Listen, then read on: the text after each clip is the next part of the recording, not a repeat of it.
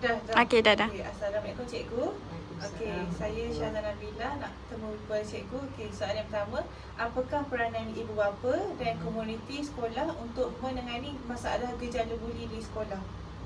Peranan ibu bapa dan juga komuniti dalam menangani masalah gejala buli di sekolah. Okey, jadi untuk menangani masalah buli ni semua pihak memainkan peranan penting. Okey, dari segi apa yang Syasha tanya tadi, dari segi pihak ibu bapa dan juga komuniti. Okey, jadi kalau dari segi ibu bapa ini, okey, ibu bapa perlu satu memahami dan memberi kerjasama yang baik dengan pihak sekolah. Contohnya dalam PIBG, Persatuan Ibu Bapa dan Guru, memberi kerjasama yang baik kepada pihak sekolah dalam menangani isu ini, dan pihak sekolah juga perlu ada kerjasama yang baik dengan ibu bapa. Contohnya dengan adanya program-program yang melibatkan keibubapaan dan pelajar.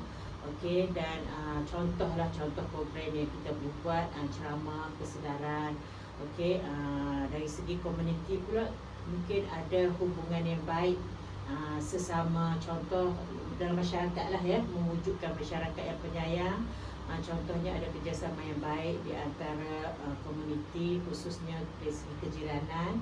Maksudnya ambil tahu ataupun ambil peduli dengan permasalahan yang berlaku, dan segala aktiviti ataupun program yang pihak sekolah anjurkan itu sememangnya semua pihak patut memberi kerjasama. Contohnya kalau dalam masyarakat ini pihak-pihak NGO perlu memainkan peranan yang penting, memberi sokongan ataupun semangatlah kepada pihak sekolah dalam menangani gejala buli ini. Okey, bermakna bukan sahaja peranan guru saja untuk menangani masalah buli, tetapi semua pihak memainkan peranan besar untuk menangani masalah buli. Okey, terima kasih kepada Cikgu Hasbina. Okey, sama-sama.